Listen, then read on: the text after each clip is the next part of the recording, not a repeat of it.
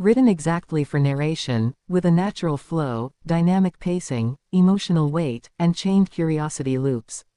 No fluff, no extra instructions, just straight voiceover-ready text. Spain has waited for this moment. The world has speculated. And now, it is confirmed. Princess Leonor has her prince. The heir to the Spanish throne has chosen her partner, and together they will stand as the future king and queen. But how did this love story unfold? Why now? And what does it mean for Spain, for Europe, and for monarchy itself? To understand this moment, we must return to Leonor's beginning. Born in October 2005, the first child of King Felipe VI and Queen Letizia, she carried the weight of destiny from her first breath. She was not just a daughter. She was an heir. Her path was set, her life destined to serve a crown. Yet behind the crown lived a young girl with dreams, fears, and a heart that longed for something universal. Love. Leonor grew up under the strict gaze of protocol. Every smile analyzed, every gesture compared to queens of the past, every friendship whispered about in palace corridors. Her younger sister, Sophia, stood by her side, a shield, a confidant. Together they learned the language of duty. Together they carried the burden of royalty. But even in duty, life finds a way to blossom. During her years of study at UWC Atlantic College in Wales, Leonor experienced a taste of independence. Far from Madrid, she was not just the princess. She was Leonor, and it was there, among classmates from across the world, that whispers first began. Who was the boy she was often seen speaking with? Who was the one who made her laugh when cameras were absent? Who dared treat her not as royalty, but as a girl? At first, nothing was confirmed.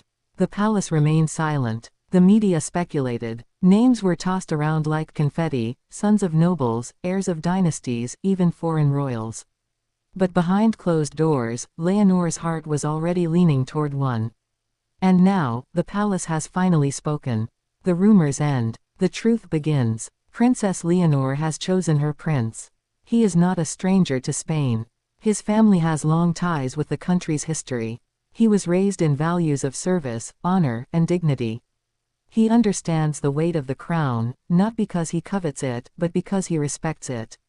And together, Leonor and her prince will form a partnership that looks less like tradition and more like destiny fulfilled. But love stories in royal houses are never simple. Behind the polished smiles and official portraits, tensions rise. Not all in the palace welcomed this choice. Some wanted a match purely of politics, alliances with other thrones, treaties sealed by marriage, strategies disguised as romance. Yet Leonor resisted. Like her father Felipe before her, who chose Queen Letizia not for politics but for love, Leonor has chosen a path of the heart. And in doing so, she steps firmly into her father's legacy, and into her own. Spain now looks at this young couple with both pride and curiosity. What kind of king will he be? What kind of queen will she become? And most importantly, what kind of partnership will they build together? For Leonor, this is not just marriage. This is confirmation that the throne she inherits will not be hers alone to bear. It will be a shared destiny, built on trust and love. The young man by her side has already begun preparing, stepping into the silent rituals of monarchy, learning protocol, languages, the art of diplomacy. Not as a shadow, but as a partner. Imagine the moment of announcement.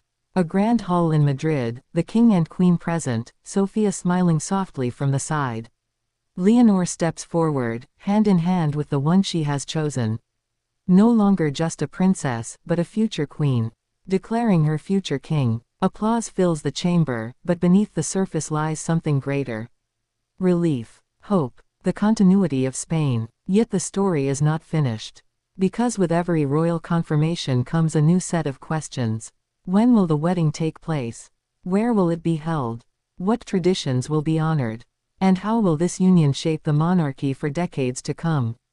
Already, whispers circulate of Seville, of Madrid's Almudena Cathedral, of ancient palaces filled with flowers and history.